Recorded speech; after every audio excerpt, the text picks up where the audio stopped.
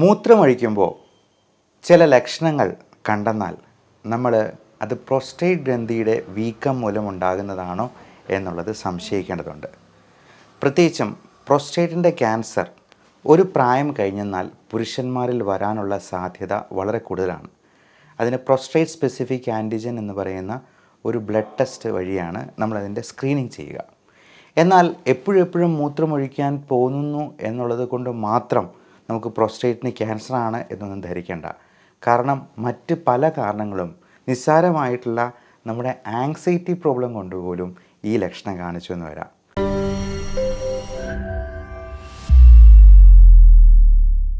അതുപോലെ ഉറക്കത്തിലുണ്ടാകുന്ന തടസ്സങ്ങൾ, ഇൻസോംനിയ അഥവാ ഒബ്സ്ട്രക്റ്റീവ് സ്ലീപ്പ് ആപ്നിയ പോലുള്ള പ്രശ്നങ്ങൾ കൊണ്ട് ഇങ്ങനെയുള്ള ലക്ഷണങ്ങൾ കാണിച്ചേക്കാം. എപ്പോഴും മൂത്രമൊഴിച്ചെന്നാലും മൂത്രമൊഴിച്ചു പോയി എന്നൊരു തോന്നലുണ്ടാകാതിരിക്കുക. എന്തെങ്കിലുമൊക്കെ ഇനിയും പോകാനുണ്ട് എന്നുള്ളൊരു തോന്നലുണ്ടാവുക.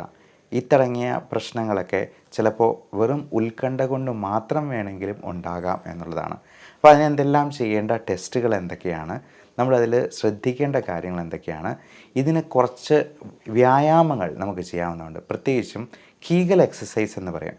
അപ്പോൾ 50 വയസ്സ് കഴിഞ്ഞ പുരുഷന്മാരിൽ പലരിലും ഈ സെക്ഷുവൽ ഫങ്ഷനിങ് അത്ര പ്രോപ്പർ ആകാത്തതിന് ഒരു കാരണം ഈ പ്രോസ്റ്റേറ്റ് ഗ്രന്ഥി മൂലം ഉണ്ടാകുന്ന ഈ സെക്ഷുവൽ ഹോർമോൺസിൻ്റെ അളവിലുണ്ടാകുന്ന വ്യത്യാസങ്ങളോ ചിലപ്പോൾ ആ ശുക്ലം ഉൽപ്പാദനം പ്രോപ്പറായിട്ട് നടക്കാത്തതോ ഒക്കെ ആയിരിക്കാം. ഇങ്ങനെയുള്ള കാര്യങ്ങളെക്കുറിച്ചാണ് നമ്മളിന്ന് ഡിസ്കസ് ചെയ്യുന്നത്. നമസ്കാരം, ഞാൻ doctor Bipin Jose, Pulmo medical centre, Pala, Kanjirappally and Sultan Bathery. അതിലാദ്യമേ പറഞ്ഞതുപോലെ തന്നെ ഇതിൻ്റെ ലക്ഷണങ്ങൾ എന്തൊക്കെയാണ് എന്നുള്ളത് നോക്കാം.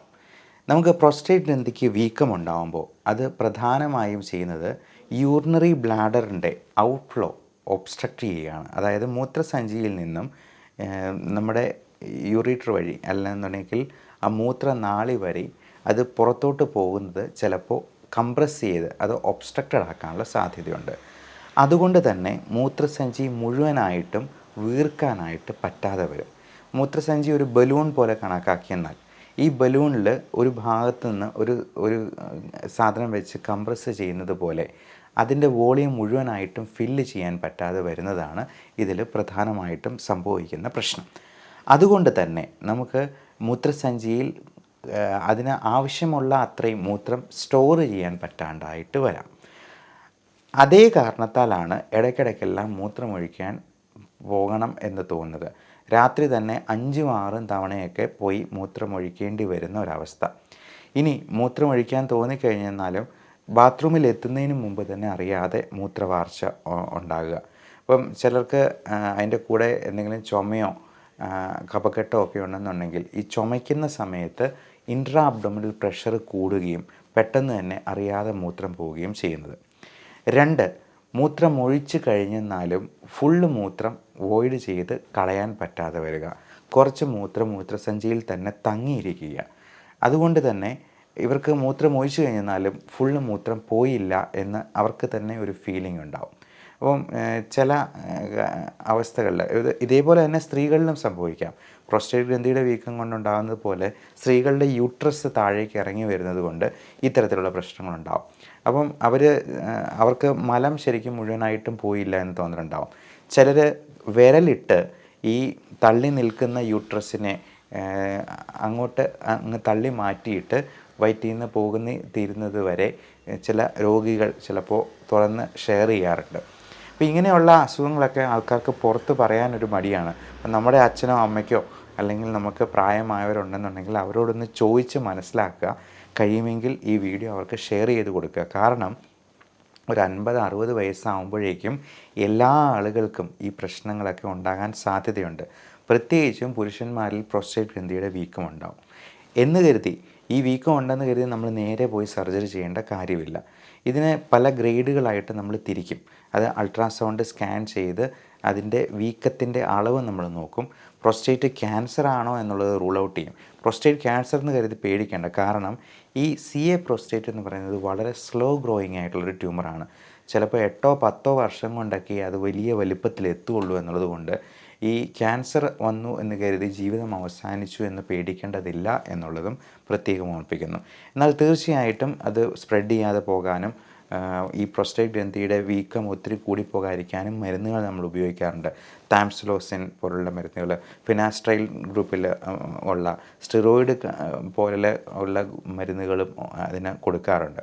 അപ്പോൾ നമ്മൾ PSA ടെസ്റ്റ് ചെയ്യുന്നതിന് മുൻപ് ഈ ഫിനാസ്ട്രൈഡ് ഗ്രൂപ്പിലുള്ള അല്ല ഡ്യൂട്ടാസ്ട്രൈഡ് പോലുള്ള മരുന്നുകൾ കൊടുക്കാതിരിക്കുന്നതാണ് നല്ലത്. കാരണം അങ്ങനെ കൊടുത്തു കഴിഞ്ഞാൽ PSAയുടെ അളവ് അത് കുറഞ്ഞു പോകാനായിട്ടിടയുണ്ട്. അതുകൊണ്ട് അങ്ങനെ PSA എന്ന ടെസ്റ്റ് ചെയ്തതിന് ശേഷം മാത്രം നമ്മൾ ഇത്തരത്തിലുള്ള മരുന്നുകൾ ആരംഭിക്കുന്നതാണ് ഉത്തമം. അപ്പോൾ അങ്ങനെയുള്ള മരുന്ന് സ്റ്റാർട്ട് ചെയ്തിട്ട് 1-2 ആഴ്ച കഴിഞ്ഞിട്ട് PSA ചെയ്യുന്നാൽ നമുക്കതിൽ നിന്ന് അറിയാൻ പറ്റില്ല എന്നുള്ളത്. രണ്ടാമത്തെ കാര്യം, നമ്മൾ അൾട്രാസൗണ്ട് സ്കാൻ ചെയ്യുമ്പോൾ വരുത്തുന്ന കുറച്ച് തെറ്റുകളാണ്. ഇപ്പോൾ ഹോസ്പിറ്റലിലെ നഴ്സുമാരാണെങ്കിൽ പോലും അവർ പറയാറുണ്ട് നല്ലപോലെ വെള്ളം കുടിച്ച് വീർപ്പിക്കാൻ. പക്ഷേ അങ്ങനെ ചെയ്യുന്നത് ശരിയല്ല. നമ്മൾ 3-4 ലിറ്റർ വെള്ളമൊക്കെ കുടിച്ച് വെച്ച് കഴിഞ്ഞിട്ടുണ്ടെങ്കിൽ ഇത് ശരിക്ക് നമുക്ക് അൾട്രാസൗണ്ടിലൂടെ അസസ് ചെയ്യാൻ പറ്റാണ്ട് വരും. അതിനുള്ള ഒരു ബുദ്ധിമുട്ടുണ്ടാവും. ശരിക്കും ഒരു 2 ലിറ്റർ വെള്ളം നമ്മൾ കുടിച്ച് ബ്ലാഡറിൽ ഫില്ല് ചെയ്ത് വെച്ചാൽ മതി എന്നുള്ളതാണ് അതിനകത്ത് പ്രത്യേകം ഓർമ്മിപ്പിക്കാനുള്ളത്. ഇനി ഇത്തരത്തിലുള്ള പ്രോസ്റ്റേറ്റിൻ്റെ പ്രശ്നങ്ങൾ ഒഴിവാക്കാനായിട്ട് നമുക്ക് ചെയ്യാവുന്ന ഒരു വ്യായാമമുണ്ട്, കീഗൽ എക്സസൈസ് എന്ന് പറയും. അത് ഇതിനു വേണ്ടി മാത്രമല്ല, നമുക്ക് സെക്ഷൽ ഫങ്ഷനിങ് ഉണ്ടാകാനും ഉദ്ധാരണക്കുറവ്, ശീഘ്രസ്ഖലനം പോലുള്ള പ്രശ്നങ്ങൾ ഒഴിവാക്കാനായിട്ടും നമ്മുടെ പെനിസിന് ചുറ്റുമുള്ള മസിൽസും നമ്മുടെ പെൽവിക് ഫ്ലോർ മസിൽസിനെ ശക്തിപ്പെടുത്താനായിട്ടും പ്രോസ്റ്റേറ്റിൻ്റെ ആരോഗ്യം സംരക്ഷിക്കാനായിട്ടും ഞാൻ ഈ പറയുന്ന തരത്തിലുള്ള കീഗൽ വ്യായാമം സഹായിക്കും. അപ്പം നമുക്ക് പ്രായമുള്ളവരോട് പുഷപ്പ് ചെയ്യാനും അത്തരത്തിലുള്ള കസർത്തുകൾ നടത്താനും ഒന്നും പറ്റില്ല. പകരം ഒരു സിമ്പിൾ എക്സസൈസ് നമുക്ക് ചെയ്യാം. മൂത്രമൊഴിക്കുമ്പോൾ, പുരുഷന്മാർക്ക് മൂത്രമൊഴിക്കുമ്പോൾ അറിയാം, മൂത്രം ഇടയ്ക്ക് വെച്ച് ഒന്ന് സ്റ്റോപ്പ് ചെയ്യുക. ആ ഫ്ലോയുടെ ഇടയ്ക്ക് വെച്ച് ഒന്ന് സ്റ്റോപ്പ് ചെയ്തതിന് ശേഷം വീണ്ടും മൂത്രമൊഴിക്കാൻ തുടങ്ങുക. അപ്പോൾ നമ്മൾ ചെയ്യുന്ന ഒരു ആക്ഷനുണ്ട്, ആ ഒരു മസിൽസിൻ്റെ കൺട്രാക്ഷനുണ്ട്. ആ കൺട്രാക്ഷനാണ് നമ്മുടെ പെൽവിക് ഫ്ലോർ മസിൽസിനെ നല്ലപോലെ ശക്തിപ്പെടുത്താനായിട്ട് സഹായിക്കുന്നത്. ഈ കീഗൽ എക്സസൈസ് എപ്പം മൂത്രം ഒഴിക്കുമ്പോഴും ഒരു പ്രാവശ്യം ഒന്ന് സ്റ്റോപ്പ് ചെയ്തിട്ട് ഇതിങ്ങനെ ചെയ്യുന്നതിന് നമുക്ക് വലിയ ബുദ്ധിമുട്ടുണ്ടാകത്തില്ല. അതുപോലെ ഉത്തരിച്ച് നിൽക്കുന്ന ലിംഗത്തിലും നമുക്ക് ആ ഒരു എക്സസൈസ് ചെയ്യാൻ പറ്റും. പ്രത്യേകിച്ച് രാവിലെ എണീക്കുമ്പോൾ ലിംഗം ഉത്തരിച്ച് നിൽക്കുന്നുണ്ടെങ്കിൽ ആ സമയത്ത് മൂത്രമൊഴിക്കാൻ നമ്മൾ ചെയ്യുന്ന ഒരു മസിൽ മൂവ്മെൻ്റ് ഉണ്ട്, ഒരു മസ്കുലർ കൺട്രാക്ഷനുണ്ട്. പുരുഷന്മാർക്ക് അത് വ്യക്തമായിട്ട് മനസ്സിലാകും. അപ്പോൾ ആ ഒരു എക്സസൈസാണ് നമുക്ക് പ്രോസ്റ്റേറ്റ് ഗ്രന്ഥിയുടെ ആരോഗ്യത്തിനും പ്രത്യേകമായിട്ട് ചെയ്യാവുന്നത്. ഇനി മൂത്രമൊഴിക്കുമ്പോൾ നമ്മൾ മൂത്രം കാലിൻ്റെ അടിയിൽ, കാലിൻ്റെ തൊട്ടടുത്ത് വന്ന് വീണ് കാൽപാദം മൂത്രത്തിൽ നനയുന്നുണ്ട് എന്നുണ്ടെങ്കിൽ, അതിൻ്റെ ഫ്ലോ കറക്റ്റ് അല്ലെന്നുണ്ടെങ്കിൽ നമ്മളൊരു അൾട്രാസൗണ്ട് സ്കാൻ ചെയ്ത് നോക്കുന്നത് തീർച്ചയായിട്ടും നല്ലതാണ്. അബ്ഡോമൻ ആൻഡ് പെൽവിസ് അത് ഒരുമിച്ച് നമുക്ക് സ്കാൻ ചെയ്യാവുന്നതാണ്. അതുപോലെ ഉദ്ധാരണക്കുറവും ശീഘ്രസ്ഖലനവും പോലുള്ള പ്രശ്നങ്ങളുണ്ടെങ്കിൽ നിങ്ങൾ അതിനെ പറ്റിയ നിങ്ങൾക്ക് സംസാരിക്കാൻ പറ്റുന്ന സുഹൃത്തിനെ പോലുള്ളൊരു ഡോക്ടറിനെ കണ്ടെത്തി അദ്ദേഹത്തോട് പറയുക. ആവശ്യമുണ്ടെങ്കിൽ ultrasound, abdomen, scrotum, penile colour Doppler തുടങ്ങിയ സ്കാനുകളും നമ്മൾ ചെയ്യേണ്ടതുണ്ട്. കാരണം ഈ രക്തയോട്ടം തടസ്സപ്പെടുത്തുന്നതുകൊണ്ടാണ് പലപ്പോഴും ഈ ഉദ്ധാരണക്കുറവ് ഉണ്ടാകുന്നത്. അപ്പോൾ ലിംഗത്തിലേക്കുള്ള രക്തയോട്ടം ബ്ലോക്ക് ആവുന്ന രീതിയിൽ എന്തെങ്കിലും തരത്തിലുള്ള പ്രശ്നങ്ങളുണ്ടെങ്കിൽ അത് മറ്റ് അവയവങ്ങളിലും ബ്ലോക്ക് ഉണ്ടാക്കാൻ സാധ്യതയുണ്ട്. ഹാർട്ട് അറ്റാക്ക് പോലുള്ള പ്രശ്നങ്ങളോ സ്ട്രോക്ക് പോലുള്ളതൊക്കെയോ ഉണ്ടാകാം എന്ന് കരുതി ഉദ്ധാരണക്കുറവുള്ളവരെല്ലാവരും ഉടനെ ഹാർട്ട് അറ്റാക്ക് വരുമെന്ന് പേടിക്കേണ്ടതില്ല. കാരണം മിക്കവാറും ആൾക്കാരുടെ ഉദ്ധാരണക്കുറവിന് ഏറ്റവും പ്രധാനപ്പെട്ട കാര്യം ആങ്സൈറ്റിയാണ്. അത് 50 വയസ്സിൽ താഴെയുള്ള ആൾക്കാർക്ക് ഒന്നെങ്കിൽ ഹോമോസെക്ഷുവാലിറ്റി പോലുള്ള കാര്യങ്ങളായിരിക്കാം, അല്ലെങ്കിൽ ഇപ്പം വൈഫിനോട് നമുക്ക് താല്പര്യമൊന്നും തോന്നുന്നില്ല എന്നുള്ളത് മറ്റ് തലത്തിലുള്ള മാനസിക പ്രശ്നങ്ങൾ കൊണ്ടാണ് ഏറ്റവും കൂടുതൽ ഉണ്ടാകുന്നത്. 50 വയസ്സിന് ശേഷമാണ് ഇത്തരത്തിലുള്ള അസുഖങ്ങൾക്ക് കൂടുതൽ സാധ്യതയുള്ളത്, റിസ്ക് ഉള്ളത്. അപ്പോൾ അങ്ങനെയുള്ള കാര്യങ്ങൾ നോക്കാനായിട്ട് നിങ്ങളുടെ ഡോക്ടർ തന്നെ നിങ്ങളോട് നിർദ്ദേശിച്ചേക്കും. അപ്പോൾ അദ്ദേഹം പറയുന്നത് പോലുള്ള ടെസ്റ്റുകളും ഹോർമോൺ ലെവലുകളും ഒക്കെ നോക്കിയാൽ മതിയാകും. ഇനി നമ്മൾ നേരത്തെ പറഞ്ഞ ഈ ബലൂണിൻ്റെ ഫില്ലിങ്ങിനെ കുറിച്ച് ഒന്നുകൂടി ഒന്ന് സൂചിപ്പിക്കാം. ഈ ബലൂണ് മൊത്തമായിട്ടിങ്ങനെ ഫുള്ളായിട്ടിരുന്ന് കഴിഞ്ഞിട്ടുണ്ടെങ്കിൽ അതിലൊരു ചെറിയ ഹോൾ ഉണ്ടെന്നുണ്ടെങ്കിൽ അതിലൂടെ വെള്ളം പോകുന്നത് എങ്ങനെയായിരിക്കും? ആ പ്രഷർ കൊണ്ട് അത് നേർത്ത ഒരു ഫ്ലോ ഓഫ് വാട്ടറേ അതിനകത്ത് ഉണ്ടാകത്തുള്ളൂ.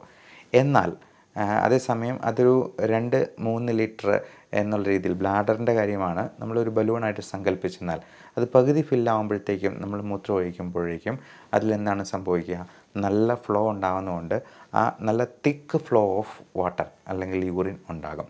അപ്പോൾ ഇതേപോലെ തന്നെ ബ്ലാഡറിനെ നമ്മൾ ശക്തിപ്പെടുത്താനായിട്ട് ഇത്തരത്തിൽ വ്യായാമങ്ങൾ ചെയ്യുക. നമ്മൾ മൂത്രം ഒഴിക്കുന്നത് നമ്മൾ ഒത്തിരി ശക്തി കൊടുത്തിട്ട് മൂത്രം ഒഴിക്കുമ്പോഴത്തേക്കും ഈ പറയുന്ന പ്രശ്നം കൂടുതലായിട്ടുണ്ടാകാനുള്ള സാധ്യതയുണ്ട്. അതേപോലെ കോൺസ്റ്റിപ്പേഷൻ പോലുള്ള പ്രശ്നങ്ങളുള്ളവർക്കും അതിന് വേണ്ട മരുന്നുകൾ നമ്മൾ ഉപയോഗിക്കേണ്ടതായിട്ട് വരും എന്നുള്ളത് പ്രത്യേകമായിട്ട് മനസ്സിലാക്കുക. അപ്പോൾ നമ്മൾ അൾട്രാസൗണ്ട് സ്കാൻ ചെയ്യുമ്പോഴും ഈ മൂത്രം ഫുള്ളായിട്ട് ഫില്ല് ചെയ്തതിന് ശേഷം ഒന്ന് സ്കാൻ ചെയ്യും. മൂത്രം ഒഴിച്ച് കഴിഞ്ഞിട്ട് വീണ്ടും അൾട്രാസൗണ്ട് സ്കാൻ റിപ്പീറ്റ് ചെയ്ത് നോക്കും, പ്രോസ്റ്റേറ്റ് ഗ്രന്ഥിയുടെ പ്രശ്നമുണ്ടോ എന്നറിയാൻ. അതേപോലെ സ്ത്രീകളിലാണെങ്കിലും അൾട്രാസൗണ്ട് വിത്ത് പോസ്റ്റ് വോയിഡൽ റെസിഡ്യൂ എന്ന് ഡോക്ടർമാർ നിങ്ങൾക്ക് നിർദ്ദേശം തന്നിരിക്കുന്നത് പലപ്പോഴും കാണാറുണ്ട്. അത് എൻ്റെ അർത്ഥം ഇതാണ്, PVR എന്ന് എഴുതിയിരിക്കുന്നതിൻ്റെ ഫുൾ ഫോമാണ് പോസ്റ്റ് വോയിഡൽ റെസിഡ്യൂ. അതായത് മൂത്രം ഒഴിച്ചതിന് ശേഷം എന്തെങ്കിലും മൂത്രം തങ്ങി നിൽപ്പുണ്ടോ എന്നുള്ളത് അറിയാൻ വേണ്ടിയാണ് നമ്മൾ ഈ PVR എന്ന് പറയുന്ന ടെസ്റ്റ് ചെയ്യുന്നത്. അൾട്രാസൗണ്ട് മുൻപും ശേഷവും ചെയ്യുന്നത് ഇതിനു വേണ്ടിയാണ്. സ്ത്രീകൾക്കാണെങ്കിലും യൂട്രസ് ഇറങ്ങി വരുമ്പോഴേക്കും, അതായത് പ്രൊലാപ്സ് യൂട്രസ് എന്ന് പറയുന്ന ഗർഭപാത്രം താഴേക്ക് ഇറങ്ങി, ചില സ്ത്രീകൾ ഇത് ആരോടും പറയാതെ അമ്മമാർ ഈ ഗർഭപാത്രം മുഴുവനായിട്ട് ഇറങ്ങി ഈ തുടയുടെ സൈഡിൽ അത് ഒരഞ്ഞ് അവിടെ ഡെക്കുബിറ്റസ് അൾസർ എന്ന് പറയുന്ന അവസ്ഥ ഉണ്ടായിട്ടുള്ള അമ്മമാരെ ഞാൻ കണ്ടിട്ടുണ്ട്. അപ്പം നമ്മൾ വിചാരിക്കും അതെന്തുകൊണ്ട് അവർ പുറത്ത് പറയാൻ മടിക്കുന്നു എന്നുള്ളത്.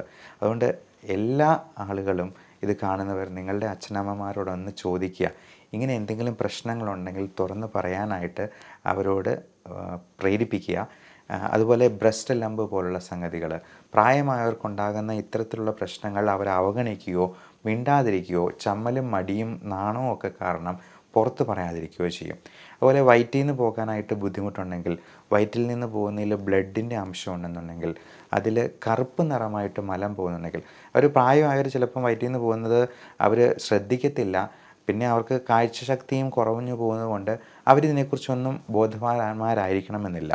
എന്നാൽ മക്കളാണ് അതിനെക്കുറിച്ച് പ്രത്യേകമായിട്ട് ചോദിച്ച് മനസ്സിലാക്കേണ്ടത്. കറുത്ത നിറത്തിൽ മലം പോകുന്നുണ്ടെങ്കിൽ സ്റ്റൂൾ ഒക്കൾട്ട് ബ്ലഡ് എന്ന് പറയുന്ന ഒരു പരിശോധന ചെയ്ത് നോക്കുക. അത് ഈ മലീന എന്ന് പറയുന്ന, അതായത് 2-3 ദിവസം പഴകിയ രക്തമാണെങ്കിൽ അത് കറുത്ത മലമായിട്ടാണ് പോവുക. അപ്പോൾ ഇത്തരത്തിലുള്ള കാര്യങ്ങളെക്കുറിച്ച് നിങ്ങൾ ചോദിച്ച് മനസ്സിലാക്കി അതിന് വേണ്ട മുൻകരുതലുകൾ എടുക്കുകയും, അങ്ങനെ എന്തെങ്കിലും അസുഖങ്ങളുണ്ടെങ്കിൽ തീർച്ചയായിട്ടും നിങ്ങളുടെ അടുത്തുള്ള ഡോക്ടറെ കണ്ട് അതിന് വേണ്ട ടെസ്റ്റുകൾ ചെയ്ത് നോക്കുകയും അത്യാവശ്യമാണ്. അപ്പോൾ സ്ത്രീകൾക്കും ഈ യൂട്രസ് ഇങ്ങനെ ഇറങ്ങിപ്പോകുമ്പോഴേക്കും ഈ മലബന്ധം, അതുപോലെ മലം മുഴുവനായിട്ടും പോകാതിരിക്കുക, മൂത്രം മുഴുവനായിട്ട് പോകാതിരിക്കുക തുടങ്ങിയ പ്രശ്നങ്ങൾ ഉണ്ടാകാൻ സാധ്യതയുണ്ട്. ഇപ്പോൾ ഗർഭിണികളായിരിക്കുമ്പോൾ പ്രസവ സമയം അടുക്കുമ്പോഴേക്കും ഗർഭിണികൾക്ക് ബാത്റൂമിൽ പോകണം എന്ന്, അതായത് വയറ്റിൽ നിന്ന് പോകണം എന്നുള്ള തോന്നലാണ് ആദ്യം ഉണ്ടാവുക ഈ കുട്ടി ഉണ്ടാകാൻ പോകുന്ന സമയത്ത്. അപ്പോൾ ഗർഭിണികൾ ഒരിക്കലും ബാത്റൂമിലോട്ട് ഒറ്റയ്ക്ക് പറഞ്ഞു വിടാറില്ല. കാരണം അവർക്ക് ആ ഒരു തോന്നലുണ്ടാകുന്നത് ഈ ഗർഭപാത്രം നല്ലപോലെ വികസിച്ച് കുട്ടി പുറത്തേക്ക് വരാനായിട്ട് സമയമാകുമ്പോഴാണ്. അതുകൊണ്ട് അവർ ബെഡിൽ തന്നെ അതിനു വേണ്ടി ട്രൈ ചെയ്യാനായിട്ടാണ് അവരോട് പറയുക. ഫോഴ്സ്ഫുള്ളി പുഷ് ചെയ്യാനായിട്ട് അവിടെ വെച്ച് തന്നെ പുഷ് ചെയ്തോളൂ, വയറ്റിൽ നിന്ന് പോകുന്നെങ്കിൽ പൊയ്ക്കോട്ടെ എന്നാണ് പറയുക. അപ്പോൾ ഈ യൂട്രസിൻ്റെ ഇങ്ങനെ നിറഞ്ഞിരിക്കുമ്പോൾ ഉണ്ടാകുന്ന തോന്നലും ബാത്റൂമിൽ പോകാനായിട്ട് ഉള്ള തോന്നൽ, ടോയ്ലറ്റിൽ പോകാനുള്ള തോന്നലും എക്സാക്ട്ലി ഒരുപോലെയാണ് എന്നുള്ളതാണ് അതിനകത്ത് നമ്മൾ വളരെ കൗതുകമുണർത്തുന്ന ഒരു കാര്യം. ഇപ്പം സ്ത്രീകൾക്കും പുരുഷന്മാർക്കും അവരവരുടേതായ ശാരീരിക പ്രത്യേകതകൾ കൊണ്ട് ഇത്തരത്തിലുള്ള ലക്ഷണങ്ങൾ പലപ്പോഴും തുറന്ന് പറയാൻ മടിക്കുന്ന പല ലക്ഷണങ്ങളും ചിലപ്പോൾ ഉണ്ടാകാൻ സാധ്യതയുണ്ട്. അതിനെക്കുറിച്ച് പ്രത്യേകമായിട്ട് ബോധവാന്മാരാവുക. ഇത്തരത്തിലുള്ള ഇൻഫർമേഷൻ മറ്റുള്ളവരിലേക്ക് പരമാവധി ഷെയർ ചെയ്ത് എത്തിക്കുക. എല്ലാവർക്കും നല്ല ആരോഗ്യം ആശംസിക്കുന്നു. Love and regards, doctor Bibin Jose, Pulmo medical centre, Pala, Kanjirappally, Sultan Bathery.